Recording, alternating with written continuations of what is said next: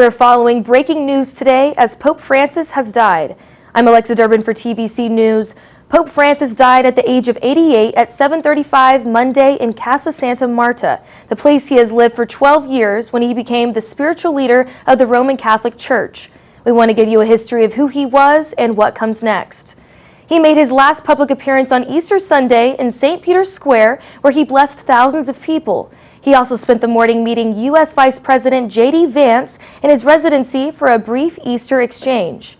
Francis was introduced on March 13, 2013, as the 266th Pope.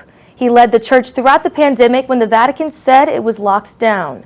We talked to the Diocese of Knoxville. They tell us he was the first Pope from the Americas and the first from the Southern Hemisphere. Pope Francis appointed Bishop Mark Beckman of the Diocese of Knoxville last year, where he had the chance to meet the Pope and thank him for what he has done for the church. Our reporters are speaking to Bishop Beckman this week. We'll bring you that coverage as we continue to follow this breaking news.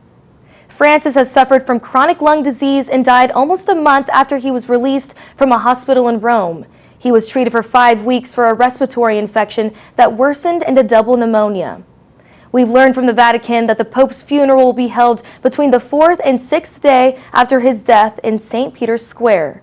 Francis requested to be buried in a simple wooden casket. There is a 9-day mourning period that begins the day of death. During this time, cardinals from around the world will gather to share their visions for the church and the direction they should take. In 15 to 20 days, voting will begin to choose the next pope. Only cardinals of the age of 80 are allowed to vote, which is a group of about 135. Behind closed doors in the Sistine Chapel, the cardinals will vote on paper ballots until a candidate receives 2/3 plus 1 majority. After each round of unsuccessful votes, black smoke is sent into the air. A white smoke signal will reveal that the new pope is selected.